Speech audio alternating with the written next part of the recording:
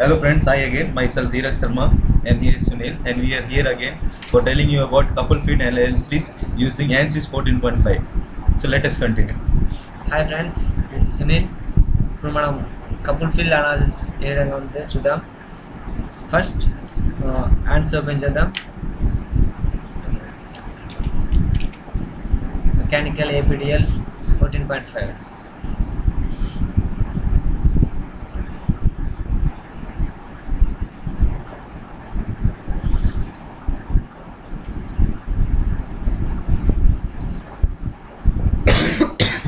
Okay friends, మనకు answers working area వచ్చేసింది.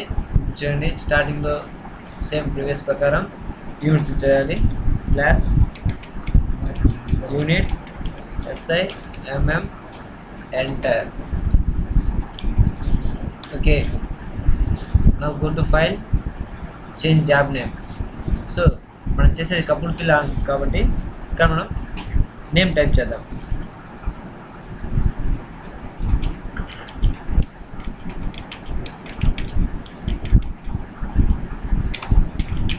couple fit analysis. Okay, enter. Now go to file, change the directory. Directory అనేది మనం ఎక్కడ save చేసుకోవాలో file ని, ఐ మీన్ రిజల్ట్స్ ని అక్కడ మనం సేవ్ చేస్తాం. ANSYS. Okay, now go to file, change the title and enter new title name.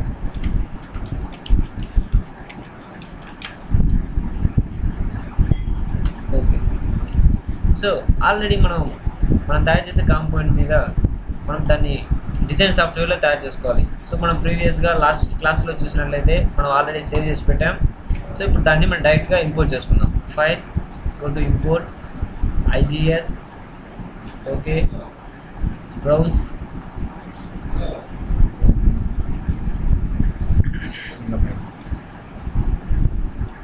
Desktop.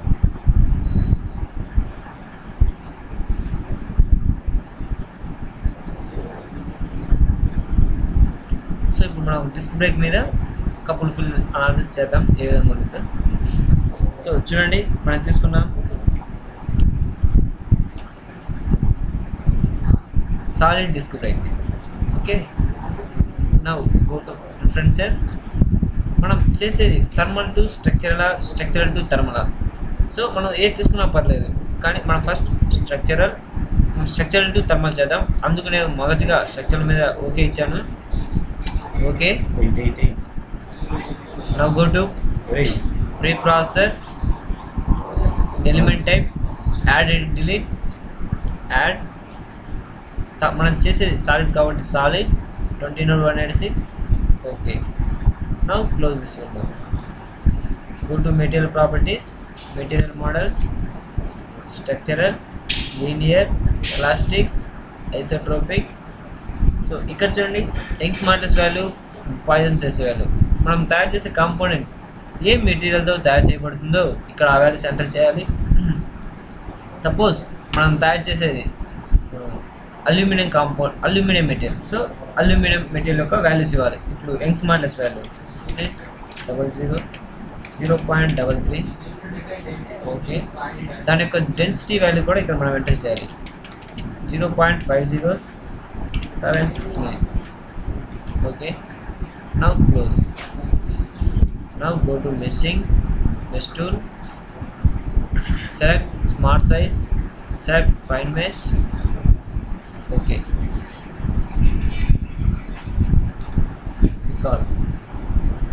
చూడండి, కాంపౌండ్ మొత్తం మెష్ అయింది.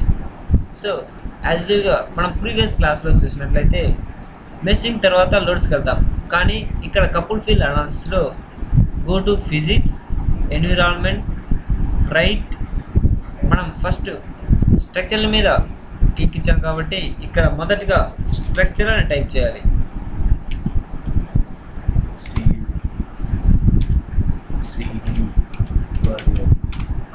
Okay, structural.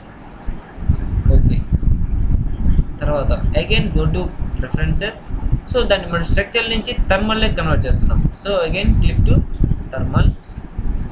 Okay, now go to preprocessor, element type, ఇక్కడ చూడండి స్విచ్ టు ఎలిమెంట్ టైప్ అనే option ఉంది, దాని మీద click ఇద్దాం. ఇక్కడ చూడండి మనకు చాలా ఆప్షన్లు వచ్చాయి. ఇక్కడ explicit to implicit, implicit to explicit, thermal to structural, structural to thermal, magnet to thermal. So మనం స్ట్రక్చరల్ టు థర్మల్ చేస్తున్నాం కాబట్టి ఇక్కడ స్ట్రక్చరల్ టు థర్మల్ అనే ఆప్షన్ మీద ఎంటర్ చేయాలి. Okay, close. Now go to material properties, material models, thermal, conductivity, isotropic. So ఇప్పుడు మనం తయారు చేసే అల్యూమినియం కాబట్టి అల్యూమినియం యొక్క థర్మల్ కండక్టివిటీ వాల్యూ ఇక్కడ మనం ఎంటర్ చేద్దాం 0.140 and specific heat value 880. Okay, and density value change density 0.50274. Okay, ఇక్కడ చూడండి material models, density, specific heat, linear isotropic, thermal conductivity. మనం యాడ్ చేసిన థర్మల్ వాల్యూస్ అన్నీ మనకి ఇక్కడ వచ్చేసాయి. So now close the window. Again go to physics, right. మనం ప్రీవియస్గా చూసినట్లయితే స్ట్రక్చర్ రాసాం, తర్వాత ప్రిఫరెన్స్లోకి వెళ్ళి థర్మల్ మీద ఎంటర్ చేసాం. సో అక్కడ ఎంటర్ చేసాం కాబట్టి దీన్ని తీసేసి ఇప్పుడు ఇక్కడ మనం థర్మల్ అని టైప్ చేస్తాం. ఎందుకంటే మనం స్ట్రక్చర్ నుంచి థర్మల్ లైక్ కన్వర్ట్ చేస్తున్నాం కాబట్టి ఇక్కడ మనం థర్మల్ ఎంటర్ చేసాం. సో నా ఓకే, ఒకసారి చూడండి ఇక్కడ ప్రిఫరెన్సెస్లో 2 మీద క్లిక్ అయి ఉన్నాయి. So now go to read. ఇక్కడ మనం స్ట్రక్చర్ చేస్తున్నాం కాబట్టి ఫస్ట్ స్ట్రక్చరల్. ఓకే, సో ఇప్పుడు ఈ స్ట్రక్చరల్ కాంపోనెంట్ మీద మనం లోడ్స్ అప్లై చేయాలి. Define loads, apply, structural, displacement and areas. So ఈ కాంపౌండ్ మీద డిస్ప్లేస్మెంట్ అనేది ఎక్కడ ఉందంటే మనం ఇక్కడ డిస్ప్లేస్మెంట్ తీసుకుంటున్నాం. Okay, all DYF. Okay, now go to apply the pressure, pressure and areas. మనకి డిస్క్ బ్రేక్ మీద ఈ పెడల్ మీద మనకు ప్రెజర్ అప్లై చేస్తుంది, అప్లై ప్రెజర్ పడుతుంది. సో అందుకు మనం ఈ డిస్క్ బ్రేక్ పెడల్ మీద మనం ప్రెజర్ వాల్యూ ఎంటర్ చేస్తున్నాం. So okay, value load pressure value. So ఇక్కడ మనం ప్రెజర్ ఎంతైతే అప్లై చేస్తున్నామో ఆ వాల్యూ ఇక్కడ ఎంటర్ చేయాలి. ఫర్ ఎగ్జాంపుల్ మనం ఒక 6 bars అప్లై చేస్తున్నాం ప్రెజర్ అనేది. ఓకే, సో ఇక్కడ మనం ప్రెజర్ ఎంటర్ చేసాం. తర్వాత డైరెక్ట్గా ఇక solve, current LS. Okay, so now solution is done. Now close the window and this window also will be closed. Now go to general post processor, plot results, counter plot, nodal solution, DOF solution. Now select the displacement vector sum. మీకు already previous క్లాస్లో చెప్పినట్లుగా deformed shape, అన్డిఫార్మ్ బదులు deformed shape with అన్డిఫార్మ్ model అలా పెట్టుకుంటే మనకు original shape and deformation ఏ విధంగా అయింది అనేది మనం ఇక్కడ చూస్తాం. సో ఓకే, చూడండి ఈ డిఫార్మ్ షేప్ డాట్ లైన్స్ అనేది మన ఒరిజినల్ పొజిషన్, కానీ మనం ప్రెజర్ అప్లై చేయడం వల్ల ఈ బ్రేక్ ప్యాడ్స్ అనేది చూడండి ఏ రకంగా చేంజ్ అయిందో. This is the after applying the pressure. So ఇది మనకు వచ్చిన రిజల్ట్స్. దీన్ని ఇప్పుడు మనం సేవ్ చేద్దాం. Okay, yes, image capture. Okay, ఇప్పుడు మనకు స్టే అనేది సేవ్ అయింది. Now go to nodal solution, stress, von Mises stress. Okay, చూడండి మనకు స్ట్రెస్ ఏ విధంగా వచ్చిందో. మనం దీనికన్నా సేవ్ చేద్దాం. Save general code. Okay, capture. Okay, sorry for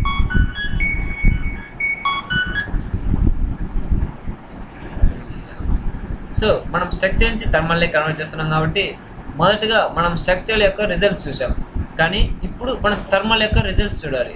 so again go to pre processor, read thermal. So మనం స్ట్రక్చర్ నుంచి థర్మల్ లైక్ కన్వర్ట్ చేస్తున్నాం కాబట్టి ఇప్పుడు థర్మల్ మీద ఓకే ఇస్తాం. సో థర్మల్ మీద క్లిక్ చేసి ఇక్కడ చూడండి థర్మల్ అనేది ఇక్కడ ఎంటర్ అయింది. So now okay, now go to solution.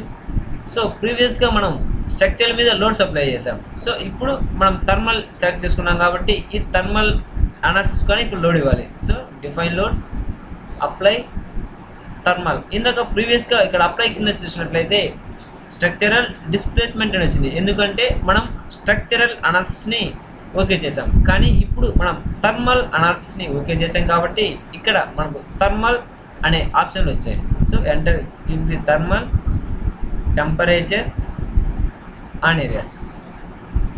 మనకు ఈ డిస్క్ బ్రేక్ ప్యాడ్ మీద టెంపరేచర్ అనేది ఈ లెగ్స్ మీద పడుతుంది, ఐ మీన్ ఈ ప్యాడ్ మీద పడుతుంది. సో అందుకనేసి మనం ఈ ప్యాడ్ మీద టెంపరేచర్ని ఓకే చేస్తున్నాం.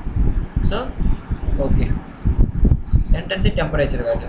So value of load temperature value. So ఈ ప్యాడ్ మీద ఫర్ ఎగ్జాంపుల్ ఒక 500 కెల్విన్ టెంపరేచర్ యాక్ట్ చేస్తుంది అనుకుందాం. సో దాన్ని ఎంటర్ చేసాం. Now go to okay.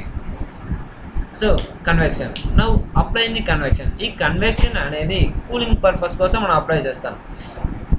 Cooling purpose ఎందుకంటే ఇప్పుడు టెంపరేచర్ జరుగుతుంది అంటే హీట్ అనేది ప్రొడ్యూస్ అయిపోతుంది కాంపౌండ్ మీద. సో అలా కంటిన్యూస్గా హీట్ ప్రొడ్యూస్ అయినప్పుడు అక్కడ ఆ మెటల్ అనేది ఈజీగా మెల్ట్ అయ్యే ఛాన్సెస్ ఉన్నాయి. సో అందుకోసం టెంపరేచర్ అప్లై చేసిన ప్లేస్ తప్ప, ఐ మీన్ టెంపరేచర్ అప్లై చేసిన ఏరియా తప్ప మిగతా ఏరియా మొత్తం మనం ఎప్పుడూ కన్వెక్షన్, ఐ మీన్ కూలింగ్ ప్రొసీజర్లో ఉంచాలి.